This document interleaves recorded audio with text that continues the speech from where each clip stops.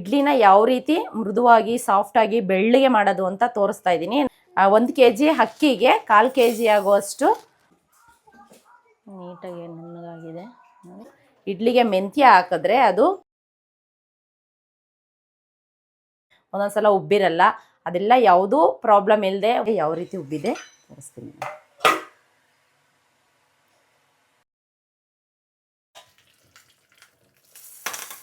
ಇಡ್ಲಿ ನೀಟಾಗಿ ಬೆಂದಿದೆ ನೋಡ್ಬೋದು.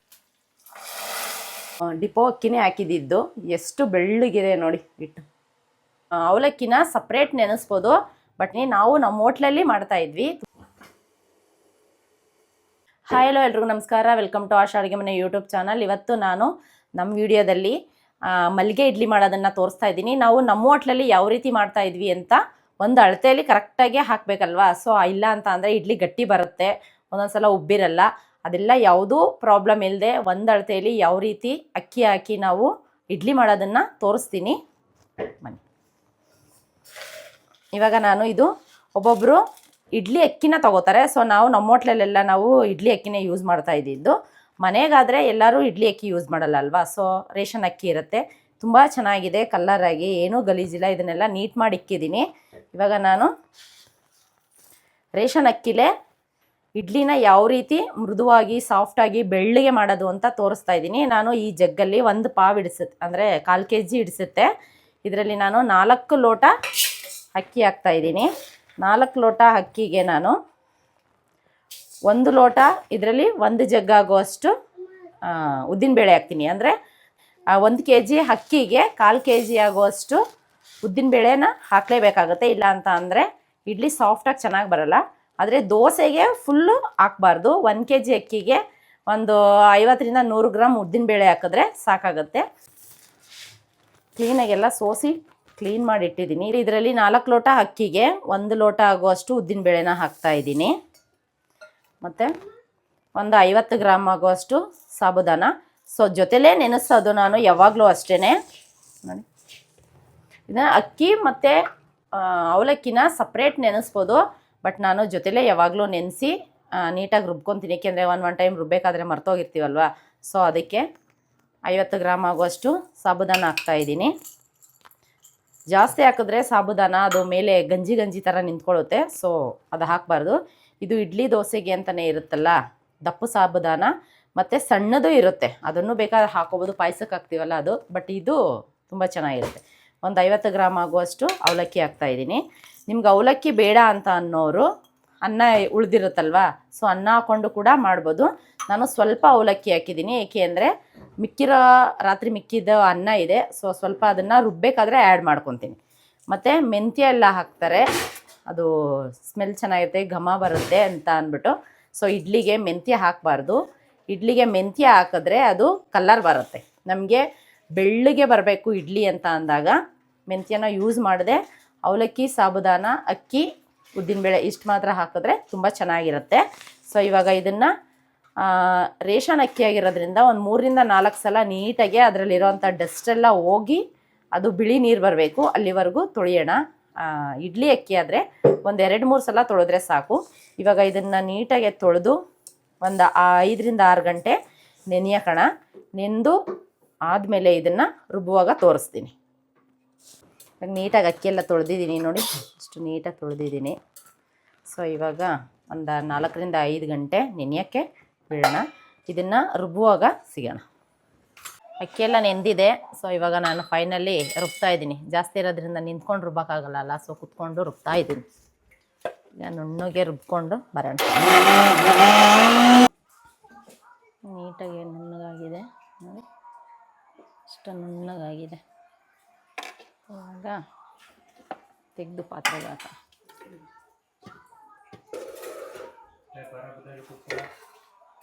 ನಿನ್ನೆ ನೈಟು ರುಬ್ದಂಥ ಅಕ್ಕಿ ನೀಟಾಗಿ ಕಲಸಿಟ್ಟಿದ್ದೆ, ಆದರೆ ಉಪ್ಪು ಸೋಡಾ ಏನೂ ಹಾಕಿರಲ್ಲ. ಇವಾಗ ಬೆಳಿಗ್ಗೆ ನೀಟಾಗಿ ಉಬ್ಬಿದೆ. ಯಾವ ರೀತಿ ಉಬ್ಬಿದೆ ತೋರಿಸ್ತೀನಿ. ನೀಟಾಗಿ ಉಬ್ಬಿದೆ. ಇವಾಗ ನಮಗೆ ಎಷ್ಟು ಬೇಕು ಅಷ್ಟು ನೆತ್ಕೊಂಡು ನಾನು ಉಪ್ಪು ಸೋಡಾ ಎಲ್ಲ ಹಾಕಿ ಇಡ್ಲಿ ಬೇಯಕ್ಕೆ ಇಡ್ತೀನಿ. ನೋಡಿ, ನೀವೇ ನೋಡ್ತಾ ಇರ್ಬೋದು ಎಷ್ಟು ಚೆನ್ನಾಗಿ ಈ ಥರ ಉಬ್ಬಿದ್ರೆ ನೀಟಾಗೆ ಸಾಫ್ಟಾಗೆ ಬರುತ್ತೆ. ಮತ್ತು ಇನ್ನೊಂದು ನಾನು ಡಿಪೋ ಅಕ್ಕಿನೇ ಹಾಕಿದ್ದು. ಎಷ್ಟು ಬೆಳ್ಳಗಿದೆ ನೋಡಿ ಹಿಟ್ಟು. ಮಲ್ಲಿಗೆ ಹೂವು ಥರ ಇದೆ. ಅಂದರೆ ನಾವು ಯಾವ ರೀತಿ ತೊಳಿತೀವಿ ಆ ರೀತಿ ಇರುತ್ತೆ. ಇಲ್ಲಾಂದರೆ ತಿನ್ಬೇಕಾದ್ರೂ ಅದ್ರದ್ದು ಘಾಟ್ ಸ್ಮೆಲ್ ಇರುತ್ತಲ್ವ ಡಸ್ಟಿಂದು. ಸೊ ಅದೇ ರೀತಿ ಇರುತ್ತೆ, ಯಾವುದೇ ಸ್ಮೆಲ್ಲು ಇಲ್ಲ, ಏನೂ ಇಲ್ಲ, ನೀಟಾಗೆ ಬೆಳ್ಳಗಿದೆ. ಇವಾಗ ನಾನು ಇದಕ್ಕೆ ಉಪ್ಪು ಸೋಡಾ ಹಾಕ್ಬಿಟ್ಟು ಇಡ್ಲಿ ಬೇಯಕ್ಕೆ ಇಡ್ತೀನಿ. ಆಲ್ರೆಡಿ ನಾನಿಲ್ಲಿ ಇಡ್ಲಿ ಪಾತ್ರೆಯಲ್ಲಿ ನೀರನ್ನು ಇಟ್ಟಿದ್ದೀನಿ. ಜೊತೆಗೆ ಸಾಂಬಾರು ಕೂಡ ಮಾಡ್ತಾಯಿದ್ದೀನಿ, ಬೇಳೆ ತಿಳಿಸಾರು ಮಾಡ್ತಾಯಿದ್ದೀನಿ. ಬೇಳೆ ಟೊಮೊಟೊ ಇದನ್ನೆಲ್ಲ ಹಚ್ಚಿಟ್ಟಿದ್ದೀನಿ. ಸೊ ಇವಾಗ ನಾನು ಇಡ್ಲಿ ಪಾತ್ರೆಗೆ ಇಡ್ಲಿ ಬೇಯಕ್ಕೆ ಇಡೋಣ. ನಾನಿವಾಗ ಸ್ವಲ್ಪ ಹಿಟ್ಟು ಎಷ್ಟು ಬೇಕಷ್ಟು ತೊಗೊಂಡಿದ್ದೀನಲ್ಲ, ಆ ಹಿಟ್ಟಿಗೆ ನಾನು ಉಪ್ಪು ಮಾತ್ರ ಹಾಕ್ತಾಯಿದ್ದೀನಿ, ಸೋಡಾ ಹಾಕ್ತಾಯಿಲ್ಲ. ಯಾಕೆಂದರೆ ನೀಟಾಗೆ ರಾತ್ರಿಯಿಂದ ಅದು ಉಬ್ಬಿ ಬಂದಿದೆ. ಸೊ ಸೋಡಾ ಹಾಕೋ ಅವಶ್ಯಕತೆ ಏನಿರಲ್ಲ. ಇಡ್ಲಿ ನೀಟಾಗಿ ಚೆನ್ನಾಗೆ ಸಾಫ್ಟಾಗಿ ಬರುತ್ತೆ. ಸ್ವಲ್ಪ ಉಪ್ಪು ಹಾಕಿ, ಸ್ವಲ್ಪ ಸಕ್ಕರೆನೂ ಕೂಡ ಹಾಕ್ತಾರೆ. ದೋಸೆಗೂ ಹಾಕ್ತಾರೆ, ಇಡ್ಲಿಗೂ ಹಾಕ್ತಾರೆ. ಜಾಸ್ತಿ ಹಿಟ್ಟು ಹುಳಿ ಬಂದಿದಾಗ ಸಕ್ಕರೆ ಹಾಕ್ಬಿಟ್ಟು ಮಿಕ್ಸ್ ಮಾಡಿಬಿಟ್ಟು ಇಡ್ಲಿ ಹಾಕಿದ್ರೆ ಏನು ಗೊತ್ತಾಗಲ್ಲ ಅಂದ್ಬಿಟ್ಟು. ಸೊ ನಮ್ಮದು ಫ್ರೆಶ್ಶಾಗಿ ರುಬ್ಬಿರೋ ಹಿಟ್ಟಲ್ವ, ಅದಕ್ಕೋಸ್ಕರ ನಾನು ಸಕ್ಕರೆ ಏನೂ ಹಾಕ್ತಾಯಿಲ್ಲ, ಮತ್ತು ಸೋಡಾನೂ ಹಾಕ್ತಿಲ್ಲ. ಯಾಕೆಂದರೆ ನೀಟಾಗಿ ಹುಳಿ ಬಂದಿದೆ, ಚೆನ್ನಾಗಿ ಇಡ್ಲಿ ಬರುತ್ತೆ. ಉಪ್ಪು ಹಾಕಿ ಇವಾಗ ಕಲಸಿದ್ದೀನಿ. ಇಡ್ಲಿ ಪಾತ್ರೆಗೆ ಇವಾಗ ಪ್ಲೇಟ್ಗಳಿಗೆಲ್ಲ ಎಣ್ಣೆ ಸವರಿ ಇಡ್ಲಿ ಹಾಕ್ತೀನಿ.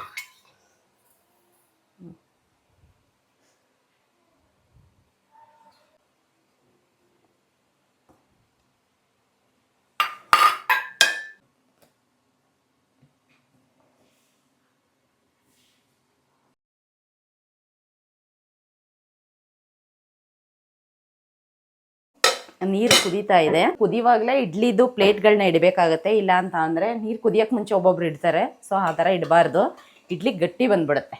ನಾವು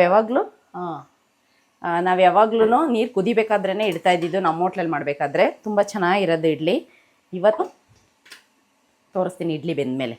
ನೀಟಾಗಿ ಇವಾಗ ಮುಚ್ಚಿ 10ರಿಂದ 12 ನಿಮಿಷ ಕರೆಕ್ಟಾಗಿ ಬೇಯಿಸಿದ್ರೆ ತುಂಬ ಚೆನ್ನಾಗಿ ಇಡ್ಲಿ ಬಂದಿರುತ್ತೆ. ತೋರಿಸ್ತೀನಿ. ಅಷ್ಟರಲ್ಲಿ ನಾನು ಇಲ್ಲಿ ಬೇಳೆ ಸಾಂಬಾರು ಮಾಡೋದಕ್ಕೆ ನೀರಿಟ್ಟಿದ್ದೀನಿ. 1 ಕಪ್ ಬೇಳೆ,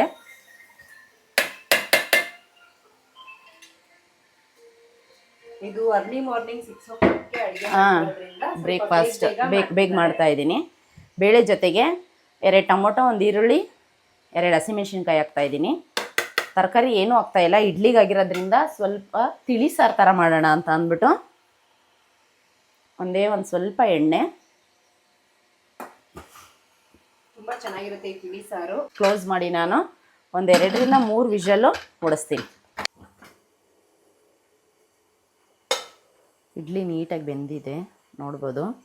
ಇವಾಗ ಗ್ಯಾಸ್ ಫ್ಲೇಮ್ನ ಆಫ್ ಮಾಡಿ ಅದು ಸ್ವಲ್ಪ ತಣ್ಣಗಾಗಕ್ಕೆ ಬಿಡೋಣ. ಅಷ್ಟರಲ್ಲಿ ನಾನು ಇಲ್ಲಿ ಬೇಳೆ ಎಲ್ಲ ಬೆಂದಿದೆ.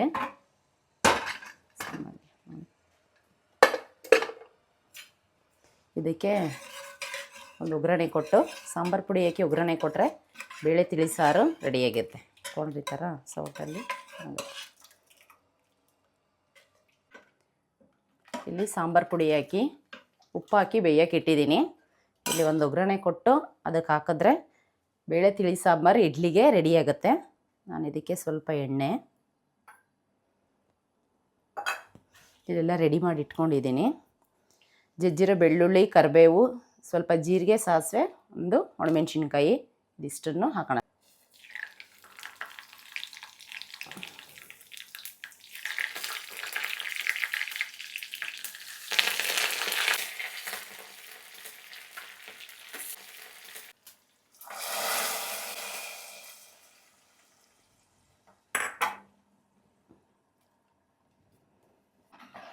ಒಂದು ಕುದೀಲಿ. ಮತ್ತು ಇದೇ ಕಡಾಯಿಗೆ ಚೂರು ಎಣ್ಣೆ,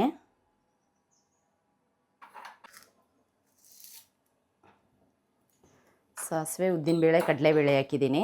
ಚಟ್ನಿ ಆಲ್ರೆಡಿ ರುಬ್ಬಿಟ್ಟಿದ್ದೀನಿ. ಚಟ್ನಿನ ಇದಕ್ಕೆ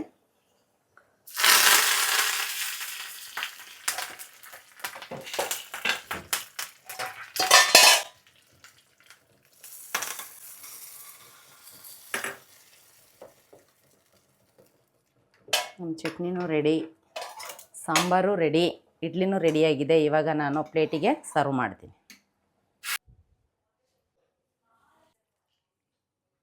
ಡಿಪ್ ಮಾಡ್ಕೊಂಡು ತಿನ್ನೋದು. ಹೀಗೆ ಮೋಹಿತಾ ರೆಡಿಯಾಗಿ ತಿಂಡಿ ತಿಂತಿದ್ದಾಳೆ. ಕೊಟ್ಟಿದ್ದೀನಿ, ಅವಳು ಏನು ಹೇಳ್ತಾಳೆ.